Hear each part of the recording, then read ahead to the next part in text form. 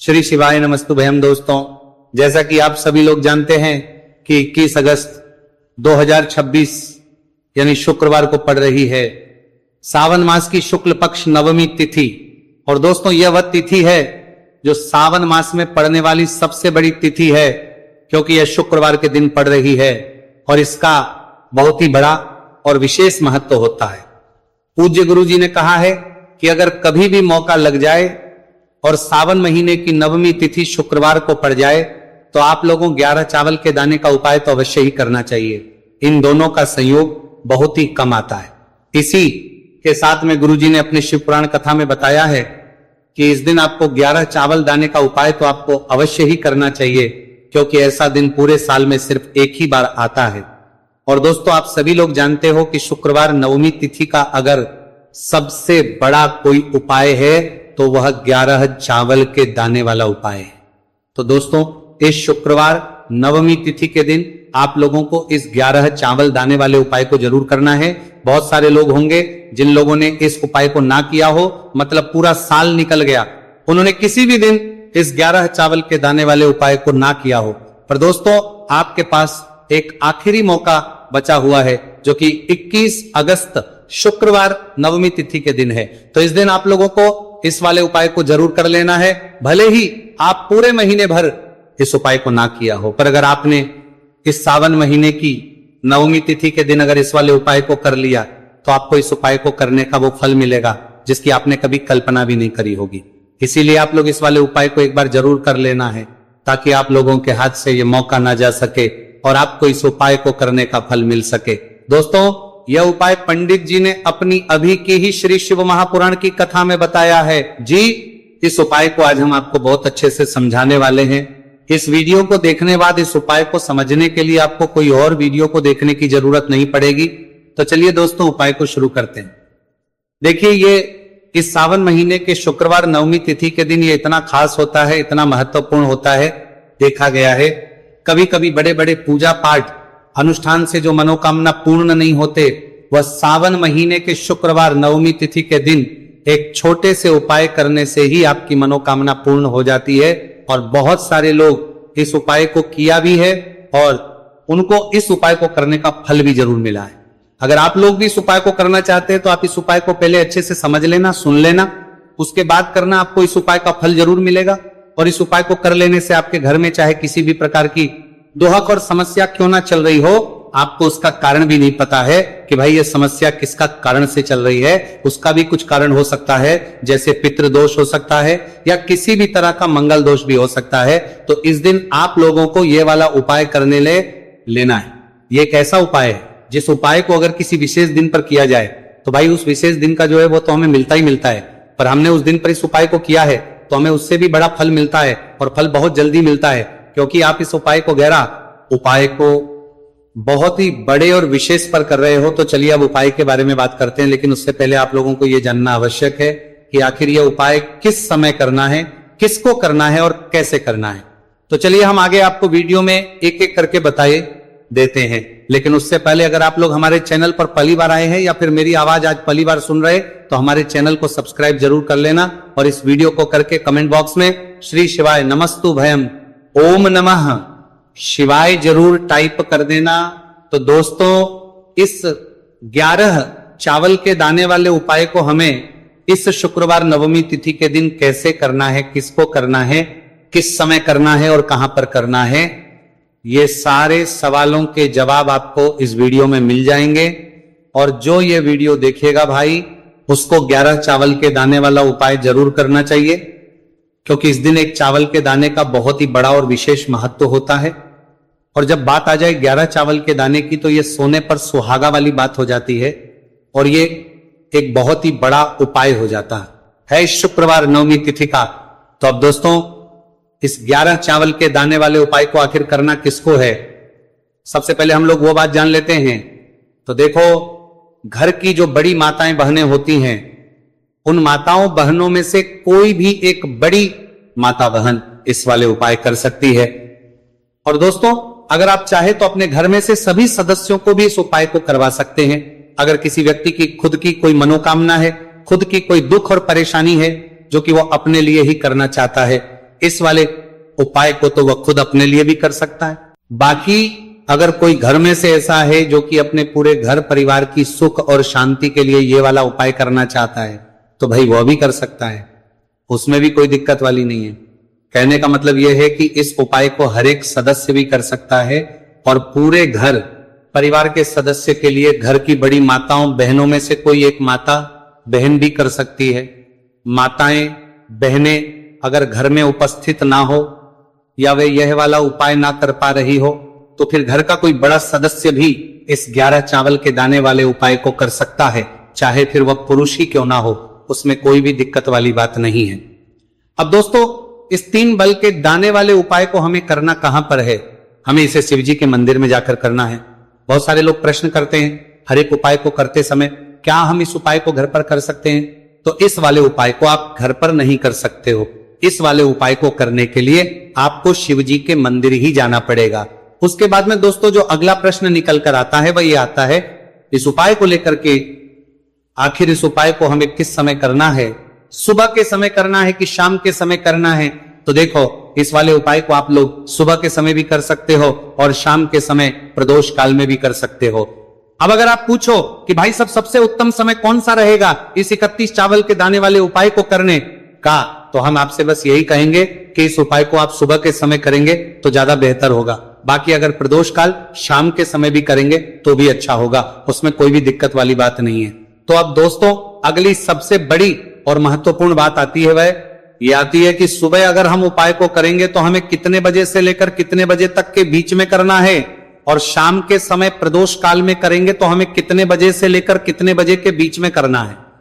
तो देखो, सुबह जितनी जल्दी हो सके आप उपाय को करने की कोशिश करना। बाकी अगर किसी कारणवश लेट भी हो जाओ, देर भी हो जाए, तो 10 या 11 बजे तक भी आप उपाय कर लेना, पर 12 बजे से ज्यादा देरी ना हो। ठीक है, इस बात का ध्यान रखना। उसके बाद में दोस्तों, अगर शाम के समय प्रदोष काल की बात करें, प्रदोष काल का जो समय है होता है वो शाम के 6 बजे से शुरू हो जाता है। मतलब शाम के 6 बजे से लेकर 7 बजे के बीच का जो समय होता है, ये समय प्रदोष काल का समय होता है। पर अभी जो मौसम चल रहा है, इस मौसम में जो है शाम बहुत देरी से होती है, तो आप इस उपाय को 7 या 8 बजे के बीच में भी कर सकते हो। मतलब शाम के 6 बजे से 8 बजे के बीच में आप कभी भी इस वाले उपाय को कर सकते हो, उसमें कोई भी दिक्कत वाली बात नहीं है। अब दोस्तों, यहां पर इस उपाय को लेकर एक और सबसे बड़ी बात यह निकल कर आती है कि इस 11 चावल के दानों को हमें लेना कहां से होता है, और हमें इस उपाय को करने के साथ में क्या और कुछ भी सामग्री ऐसी होती है जो शिवजी के मंदिर लेकर जानी पड़ रहती है। तो देखो, यहां पर हम आपको बता दें, सबसे पहले आप लोग ये जान लो कि ये जो 3 चावल के दाने वाला उपाय है, सिर्फ और सिर्फ आप उपाय की सामग्री लेकर कभी भी शिवजी के मंदिर मत जाना, क्योंकि हमें भगवान के सामने ये नहीं दर्शा है कि अगर हम भगवान शिवजी के मंदिर आए हैं तो अपने फायदे के लिए आए। तो इसलिए जो भी पूजन सामग्री है, उपाय सामग्री है 11 चावल के दाने, इसके साथ में आपको पूजन सामग्री भी जरूर लेकर जाना है। देखो, अगर सुबह के समय उपाय कर रहे हो तो सीधी सी बात है, 1 लोटा जल तो आप लेकर जाओगे ही जाओगे। वही 1 लोटा जल अगर मिट्टी का जल हो तो बहुत अच्छा रहेगा। मिट्टी का जल कैसे बनाता है, इसके लिए हमने पहले से बहुत सारी वीडियोस बना दी है आपके पास। इस दिन एक आखिरी मौका रहेगा, मिट्टी का जल शिवजी पर चढ़ने का और उपाय को करने का बहुत बड़ा आपको इस दिन फल मिलेगा। तो इसीलिए इस दिन हो सके तो भाई मिट्टी का जल चढ़ाना, तो अपने साथ में कम से कम 1 लोटा जल तो आपको लेकर जाना ही जाना है। अगर मिट्टी का जल नहीं है तो घर का जल भी आप इस्तेमाल कर सकते हो। इसके अलावा जो भी पूजन सामग्री है, देखो 11 के दाने ये अलग आपके रहेंगे और जो आपकी पूजन सामग्री रहेगी वो अलग रहेगी। पूजन सामग्री में आप जो भी चीज लेकर जाना चाहे वो लेकर जा सकते हैं। एक बेलपत्र भी लेकर जा सकते हैं, उसमें कोई भी दिक्कत वाली बात नहीं है। वहीं अगर हम बात करें शाम के समय की, तो शाम के समय शिवजी पर जल नहीं चढ़ता है, इसीलिए शाम के समय आप लोग एक दीपक तैयार कर लें जो कि गोल तीखा आटे का, शुद्ध देसी गाय का घी का होगा, है ना। इस बात का आप लोगों को ध्यान रखना है। और इस दीपक को आपको घर से जलाकर नहीं लेकर जाना है, भगवान शिवजी के मंदिर में जाकर ही जलाना है। इस बात का भी आप लोगों को ध्यान रखना है। अब दोस्तों, यहां पर हमें इस बात को समझना है कि ये 11 चावल के दाने हमें लेना कहां से है। क्या हमें दुकान से लेकर आना है, या हमें अपने घर से लेना है, या कहां से लेकर आना है, और कौन से चावल लेना है, क्योंकि चावल भी बहुत प्रकार के होते हैं। तो देखो, इन सभी सवालों के जवाब आप लोग एक बात में सुन लो कि भाई जो उपाय है, इस उपाय में आपको ये नहीं देखना है कि भाई कौन से चावल है, कौन से चावल नहीं है। बस जो भी चावल ले रहे हो वो चावल का दाना सबूत होना चाहिए, मतलब साबुत होना चाहिए, टूटा हुआ नहीं होना चाहिए, कटा पीटा नहीं होना चाहिए। ये बात आपको ध्यान रखना है। बाकी आपका चावल बासमती हो या सादा चावल हो या कोई सा भी चावल हो, उसमें कोई भी दिक्कत वाली बात नहीं है। तो सीधी सी बात है कि आपके घर के रसोई घर में जहां पर आप बनाते हो, वहां पर जो भी चावल आपके उपस्थित हो, उन चावलों में से अपनी एक कटोरी भर लेना या एक मुट्ठी चावल अलग से निकाल कर रख लेना, क्योंकि हम 11 चावल ही यहां पर इस उपाय में लेने वाले हैं। तो हमें ये चावल के दाने गिनकर निकालने पड़ेंगे, इस बात का आप लोगों को ध्यान रखना है। तो अपने उस चावल की कटोरी में से या चावल में से 11 ऐसे चावल के दाने आप लोग निकाल लो जो कि टूटे हुए ना हो, कटे पीटे ना हो, कोई दाग ना लगा हुआ हो, है ना। अच्छे साबुत चावल के दाने 31 दाने आप लोग निकाल कर रख लो और इन्हें किसी भी एक कागज की पड़िया में या किसी एक छोटी सी कटोरी में आप लोग रख लो, ताकि ये सुरक्षित रहे, आपके एक भी चावल का दाना इधर उधर ना हो और आपका उपाय भी पूरा अच्छे से हो जाए। तो भाई जैसे ही आपका उपाय की जो सामग्री है, 11 चावल के दाने ये तैयार हो जाते हैं, उसके बाद में आपको जो भी अपनी पूजन सामग्री है, सुबह समय कर रहे हो तो एक लोटा जल और एक बेलपत्र या पूजन सामग्री जो लेकर जाना चाहो उसकी भी तैयारी कर लेना। और शाम के समय जा रहे हो तो भाई अपना जो दीपक है उसे तैयार कर लेना, ठीक है। और उपाय को करते समय शुद्धता का विशेष रूप से ध्यान रखना, ठीक है। सुबह सुबह स्नान करने के बाद ही उपाय को करने की आप लोग तैयारी करना। उसके बाद अगर शाम के समय की बात करें तो शाम के समय आपको स्नान करने की जरूरत नहीं है, पर शुद्धता ध्यान रखना है। आपको स्नान तो नहीं करेंगे, आप हाथ मुंह धोकर भी इस वाले उपाय को शाम के समय प्रदोष काल में कर सकते हैं, इसमें कोई दिक्कत वाली बात नहीं है। तो आप अपने उपाय की पूरी सामग्री तैयार करके आपके पास ही में जो आपका शिव मंदिर हो वहां पर पहुंच जाइए। सबसे पहले शिव मंदिर में जाकर आप लोगों को उपाय नहीं करना है, पहले भगवान के दर्शन करना है, भगवान से आशीर्वाद प्राप्त करना है, फिर शिव जी की शिवलिंग के पास में आना है। शिवलिंग के पास में आने के बाद जो पूजन सामग्री लेकर आए हुए हैं, जैसे कि सुबह गए हुए होंगे तो एक लोटा जल और जो भी पूजन सामग्री लेकर आए हैं आप उनसे भगवान शिव जी की पूजन कीजिए। सबसे पहले तो एक लोटा जल ही चढ़ेगा, फिर आपको एक बेलपत्र श्री शिवाय नमस्तु भयम का जाप करते हुए शिवलिंग पर चढ़ा देना है। उसके बाद में आपकी पूजन सामग्री चढ़ेगी। उसके बाद में अगर दोस्तों शाम के समय अगर आप इस उपाय को कर रहे हो तो अपने साथ कम से कम एक जो दीपक है गोलबाती का, जो आप अपने साथ में लेकर गए हो, उस दीपक को मंदिर में जाकर अपनी माचिस से जलाना है और उस दीपक को शिवलिंग के पास में रखना है, ठीक है। इस दीपक को रखने के बाद ही आप लोगों को अपना ये वाला उपाय शुरू करना है और दीपक को ज्यादा पास में मत रखना, वैसे भी गर्मी पड़ रही है, भगवान शिव जी को आंच नहीं लगनी चाहिए, है ना। तो भाई जैसे ही आपकी पूजा अर्चना हो जाती है, आप भगवान शिव जी को प्रसन्न कर लेते हैं, उसके बाद शिवलिंग के पास ही में आप कहीं पर बैठ जाइए सामने या आसपास, जिस जगह पर आपको बैठना हो वहां पर बैठ जाइए और अपने वो 11 चावल के दाने अपने सामने निकाल कर रख लीजिए, क्योंकि अब यहां पर उपाय को यहां पर करने की आपको तैयारी करना है। और इस तरीके से जब आप उपाय करेंगे, पूजन सामग्री से जाने के बाद, पूजन अर्चना करने के बाद, तो आपको उपाय का फल बहुत जल्दी और बहुत होकर मिलेगा। तो अपने चावल के अपने सामने निकाल कर रख लेना। और ये जो उपाय है ये आपकी सीधे हाथ की हथेली से होगा, इसलिए इस बात का भी विशेष रूप से ध्यान रखना है।